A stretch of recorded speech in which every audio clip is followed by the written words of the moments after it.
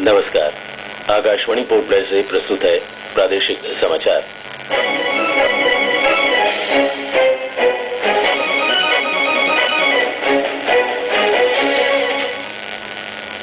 अंडमान निकोबार प्रशासन पर्यटन प्रोत्साहन के तहत कई परियोजनाओं पर कार्य कर रहा है। उपराज्यपाल लेफ्टिनेंट जनरल ए.के. सिंह ने इन परियोजनाओं के लिए केंद्रीय पर्यटन राज्य मंत्री को पत्र लिखकर आर्थिक अनुदान का अनुरोध किया है। वित्त राज्य मंत्री ने कहा है कि देश में हर व्यक्ति को पेंशन की सुविधा उपलब्ध होनी चाहिए। प्रशासन के शिक्षा निदेशालय में शारीरिक शिक्षक और पुस्तकालय अध्यक्ष पद पर भर्ती के लिए आवेदन आमंत्रित किए गए हैं और एमवी स्वराजदीप आज चेन्नई जा रहा है।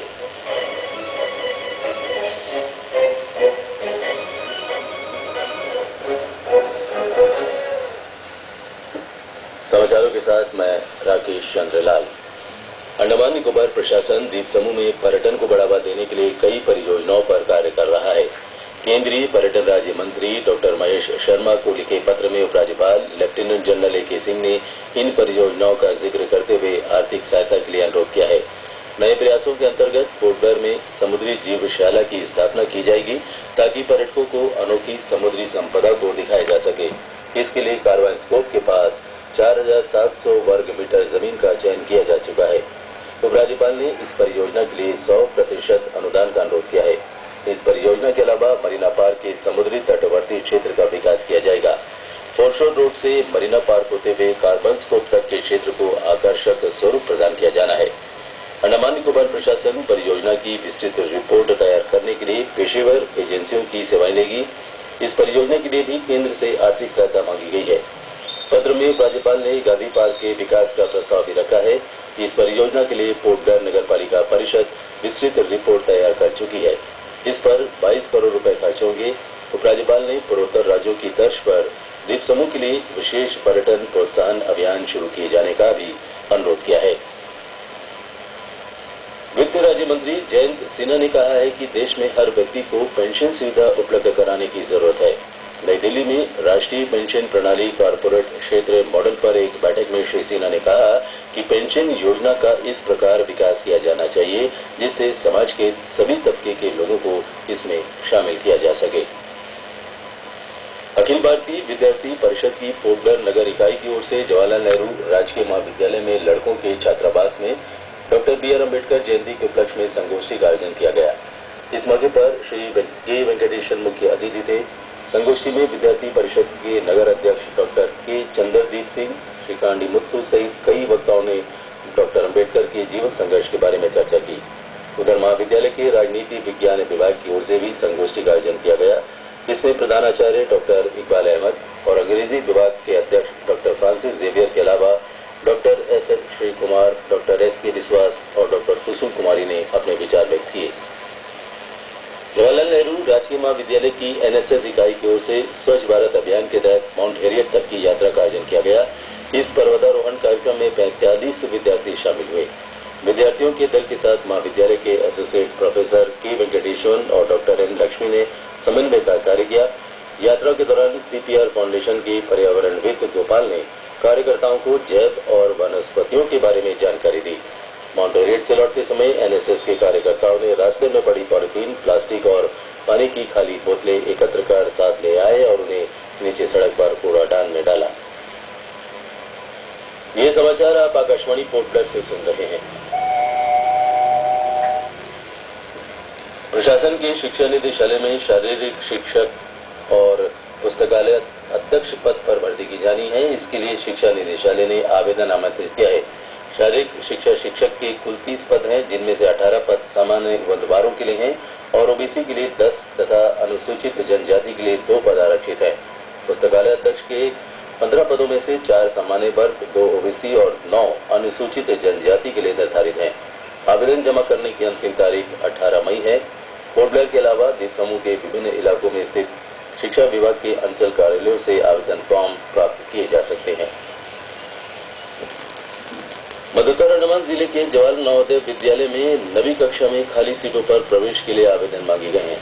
आवेदन 15 मई तक जमा किए जा सकेंगे। 7 जून को जवाहर नवोदय विद्यालय पंचवटी में लिखित परीक्षा सुबह 10 बजे आरंभ होगी। विवरणिका और आवेदन फॉर्म विद्यालय के प्रधानाचार्य कार्यालय के अलावा विभिन्न इलाकों में कार्यरत उप शिक्षा अधिकारी और सहायक शिक्षा अधिकारी के कार्यालय से प्राप्त किए जा सकते हैं। एमवी स्वराज द्वीप आज चलने जा रहा है। यात्रियों की स्वास्थ्य परीक्षा और सामान की जांच दोपहर बाद 1 बजे से 3 बजे तक की जाएगी। जहाज छूटने से 1 घंटा पहले यात्रियों को जहाज पर सवार होना होगा। शाम 4 बजे एडोजेटी से जहाज रवाना होगा। इस बीच कल कोलकाता के लिए प्रस्थान करने वाले जहाज एमवी निकोबार के लिए आम जनता को आज टिकट जारी किए जाएंगे। स्टार्स टिकटिंग काउंटर पर सुबह 10 बजे से टिकट प्राप्त होंगे। उधर प्रशासनिक कारणों से एमवी हर्षवर्धन अब विशाखापट्टनम के लिए 18 अप्रैल को सुबह 10 बजे की बजाय शाम 4 बजे रवाना होगा। विद्युत विभाग के उत्तरी अंडमान मंडल में कलपोंग जल विद्युत परियोजना में मरम्मत कार्य 20 अप्रैल से शुरू होने जा रहा है। ये कार्य करीब 1 सप्ताह तक चलेगा। इसके कारण मध्योत्तर अंडमान के सभी सरकारी कार्यालयों और अन्य बस्तियों में बिजली की आपूर्ति में कटौती की जाएगी। ये कटौती करीब 2 घंटे के लिए बारी-बारी से सभी क्षेत्रों में की जाएगी। आम जनता से कम बिजली खर्च करने की अपील की गई है। उपराज्यपाल ने कल राजनिवास में मीडिया प्रतिनिधियों के साथ अनौपचारिक बातचीत की। चर्चा के दौरान मीडिया प्रतिनिधियों ने कई महत्वपूर्ण मुद्दे उठाए और सुझाव दिए। उपराज्यपाल ने उचित मुद्दों के समयबद्ध हल का आश्वासन दिया। बोडनर की नगर पालिका परिषद की ओर से अनारकली खेल मैदान में मंच और स्वास्थ्य क्लब का निर्माण करा गया है। इसका उद्घाटन आज शाम 5 बजे होगा।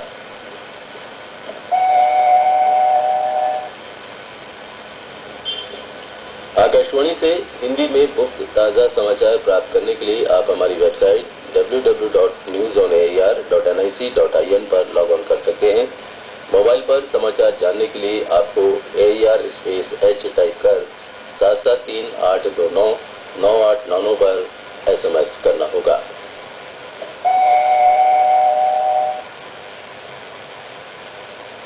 और अब समाचार पत्रों की सुर्खियों के साथ शमा हुसैन। धन्यवाद राकेश। द्वीप समूह में विभिन्न पर्यटन परियोजनाओं के संदर्भ में केंद्रीय पर्यटन राज्य मंत्री को उपराज्यपाल की ओर से लिखे पत्र के समाचार को अधिकांश समाचार पत्रों ने अपनी पहली सुर्खी बनाया है। अंडमान क्रॉनिकल ने लिखा है कि समुद्री जीवशाला, मैरीन ड्राइव और गांधी पार्क के विकास से जुड़ी परियोजनाओं के लिए पहल।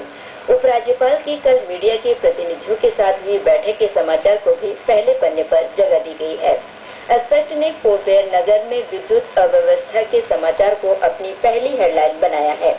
अखबार लिखता है कि उपराज्यपाल ने समस्या के समाधान के लिए निर्देश दिए। मीडिया के साथ उपराज्यपाल के बैठक के समाचार को इस अखबार ने बॉक्स में प्रकाशित किया है। इसी अखबार ने केंद्रीय पर्यटन राज्य मंत्री को उपराज्यपाल की ओर से लिखे पत्र और जवाहरलाल नेहरू राजकीय महाविद्यालय की NSS इकाई की ओर से माउंट हैरियट की यात्रा के समाचार को भी प्रमुखता दी गई है। सांध्य दैनिक सागर ने PMT कोचिंग कक्षाओं में छात्रों की संख्या में हो रही कमी के समाचार को पहली हेडलाइन बनाया है। अखबार लिखता है, बाहरी द्वीपों के बच्चे छोड़ रहे हैं कक्षाएं। आज प्रकाशित साप्ताहिक पीपल्स व्यू ने तरणताल में डूबने से छात्र की मौत के मामले की जांच पर सवाल उठाते हुए समाचार प्रकाशित किया है। अंत में मुख्य समाचार एक बार फिर। अंडमान निकोबार प्रशासन पर्यटन प्रोत्साहन के तहत कई परियोजनाओं पर कार्य कर रहा है। उपराज्यपाल लेफ्टिनेंट जनरल AK सिंह ने इन परियोजनाओं के लिए केंद्रीय पर्यटन राज्य मंत्री को पत्र लिखकर आर्थिक अनुदान का अनुरोध किया है। वित्त राज्य मंत्री ने कहा है कि देश में हर व्यक्ति को पेंशन की सुविधा उपलब्ध होनी चाहिए। प्रशासन के शिक्षा निदेशालय में शारीरिक शिक्षक और पुस्तकालय अध्यक्ष पद पर भर्ती के लिए आवेदन आमंत्रित किए गए हैं और MV स्वराज द्वीप आज चलने जा रहा है। इसके साथ ही प्रादेशिक समाचार का ये बुलेटिन समाप्त हुआ। नमस्कार।